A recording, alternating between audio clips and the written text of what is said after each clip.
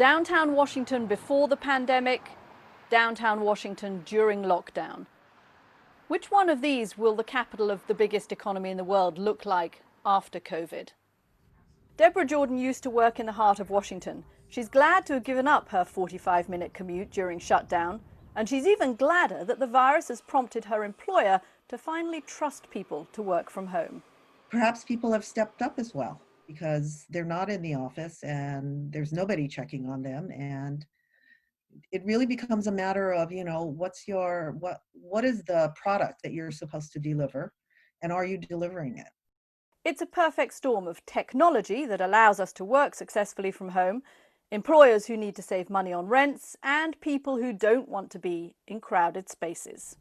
I don't live in an apartment building, so this is my first time in an elevator in 9 weeks, and it feels like a virus petri dish. I cannot wait to get out of here. And it's not just me or Deborah or you making these calculations. Millions of employers and their employees are now making the same decisions. Majority of tenants are starting to think that their space is going to shrink over the next couple of years. Just because they're not going to want to have employees in the building. They're not going to want to have employees in the building. They want to comply with social distancing, and also because work from home is working. Frank Pinto works in the commercial real estate business in downtown Washington. Smart retailers are looking for options. Options being, do we move to the suburbs and open more in community-centric, neighborhood-centric locations that may not have as much foot traffic as they have in an urban area like a city like a DC, but their cost basis is much lower. But what about the dry cleaners and nail salons and cafes that are the collateral damage of offices not filling up? Places like Immigrant Food, which opened its doors just 5 months before the pandemic, back when you had to queue to get lunch here.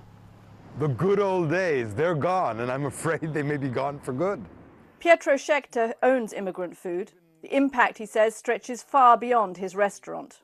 I just don't think the money is going to be there to drive a real estate boom that is going to bring in this mixed use of restaurants and real estate and living that we've had driving cities like Pittsburgh or Denver or even Washington, D.C. here, which has really created an enormous boom. A boom not only in real estate, but a boom in gastronomy, a boom in restaurants, a boom in bars, a boom in places for music.